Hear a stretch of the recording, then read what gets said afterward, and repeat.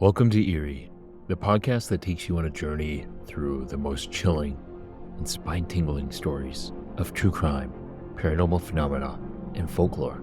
I'm your host, Noah Croft, and I invite you to join me as we explore the darkest corners of the human psyche and the unexplained mysteries of our world.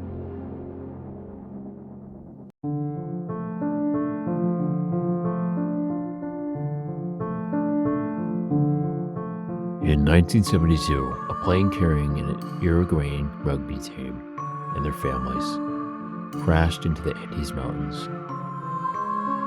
leaving the survivors stranded in one of the harshest and most unforgiving environments on Earth. Today, we will be exploring their harrowing battle for survival as they fought against all odds to stay alive and find their way back to civilization. This is one of the most spine-chilling tales of survival in modern history. This is the story of the Andes plane crash survivors.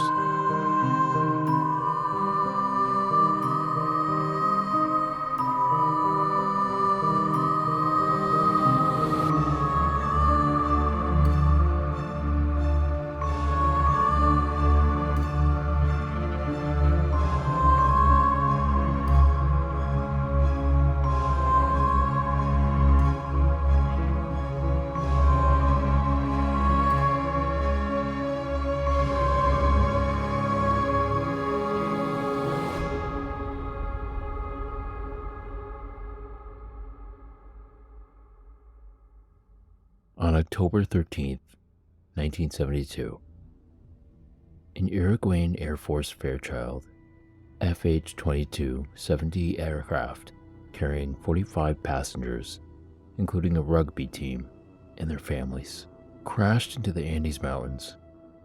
The group was en route from Montevideo, Uruguay, to Santiago, Chile, for a rugby match. The plane crash killed 12 people on impact, and another 5 died soon after. The remaining 24 passengers were left stranded in the freezing mountains with no food, shelter, or even hope of a rescue. The rugby team was an old Christians club from Stella Maris College in Montevideo, Uruguay. They're a tight-knit group of friends who loved the game and played it with passion. The team had been invited to play a friendly match against Old Boys Club in Santiago, Chile. They were excited about the upcoming match and were looking forward to representing their country.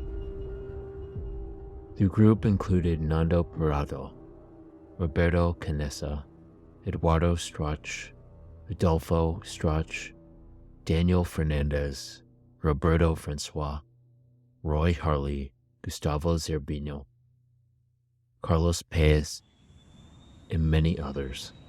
The flight was uneventful until it encountered a snowstorm over the Andes Mountains. The pilot attempted to navigate the storm, but was unsuccessful.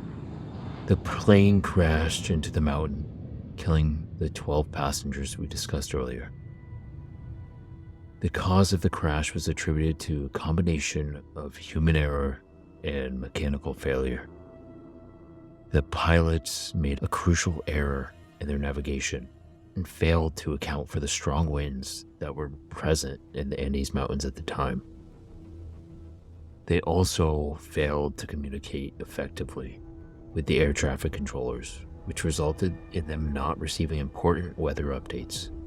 Additionally, there was something wrong with the plane's altimeter, which was malfunctioning and providing inaccurate readings. This made it difficult for the pilots to navigate through the mountainous terrain, and they were unable to avoid the storm that led to this crash. The crash occurred at an altitude of over 12,000 feet, which meant that the survivors were exposed to the harsh mountain environments and high altitude sickness. The crash also caused severe injuries to many of the passengers, making it difficult for them to move and to search for help. The survivors were left stranded in the mountains, with no food, no water, or even means of communication. They were scattered across the mountain range, with some trapped in the wreckage of the plane, and others wandering around in search of help. The survivors quickly realized they were facing an uphill battle for survival. They had no warm clothing, and no shelter, and no way to even just signal for help. The temperature in the mountains dropped to as low as minus 30 degrees Celsius at night, and they were surrounded by snow and ice. Survivors were in a race against time to find food and shelter before they succumbed to the extreme cold and altitude sickness. The survivors formed a tight-knit community, sharing their hopes, fears, and dreams with each other. They tried to keep their spirits up by singing songs, telling stories, and playing games. But the reality of their situation soon set in. They tried to signal for help by lighting a flare from the wreckage, but it was unsuccessful. The group also tried to build a makeshift radio transmitter, but it was too complicated, and they didn't have the technical expertise to even make it work. The survivors had no choice but to rely on each other for survival. They scoured the wreckage of the plane for anything that could be used as shelter or as a source of even just heat. But they found a few blankets, a few cans of sardines, and some bottles of wine. But it was nowhere near enough to sustain them. The survivors were forced to make tough decisions to stay alive. They had to melt snow for drinking water and forage for food in the harsh mountain terrain. They ate whatever they could find, including leather from the plane's seats and insulation from the cockpit. But their food supply soon ran out. They were faced with the difficult decision of whether or not to resort to cannibalism. The survivors' decision to consume flesh was the result of their desperate situation.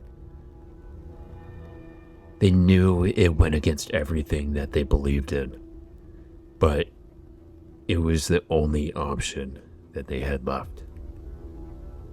They decided to do whatever it took to stay alive, even if it meant breaking societal taboos and cultural stigmas.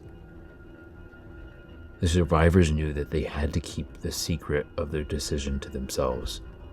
They didn't want to be judged or condemned by society for what they had done. But as the days turned into weeks and the weight of their secret became too much to bear, they had to confide in each other to share their fears and doubts about what they had done. Despite the bleakness of their situation, the survivors never gave up hope. They held on to the belief that they would be rescued, that they would one day reunite with their families and loved ones, and it was this hope that kept them going through those darkest of times. However, as time passed, the survivors' hopes began to fade. They had no idea if anyone was even looking for them, and their food and water supplies were running dangerously low. Some of their survivors succumbed to their injuries and illnesses, and their bodies were buried in the snow. But despite the odds stacked against all of them, two of the survivors, Nando Parado and Robert Canessa, refused to give up hope. They believed that there was still a chance that they could find help, and they were determined to make a risky attempt to find it. The decision to consume flesh was the turning point for these survivors. It was a decision that went against everything that they believed in, but it was the only option that they had left. They knew that their lives were at stake, and they had to do whatever it took to survive. The survivors had to overcome their own cultural and religious taboos to consume human flesh. They struggled with feelings of guilt and shame and disgust, but they also recognized that it was a matter of survival, and they had to put their own feelings aside, at least to stay alive. The survivors knew that they had to keep this decision to themselves. They didn't want to be judged or condemned by society for what they had done, but they also knew that their families would be horrified by their actions, and they didn't want to cause them any more pain than they were already going through. This decision to consume flesh was a deeply personal one for each survivor. They had to grapple with the moral implications of their actions and the psychological impact it had on them. They had to confront the reality of what they had done and live with the consequences for the rest of their lives.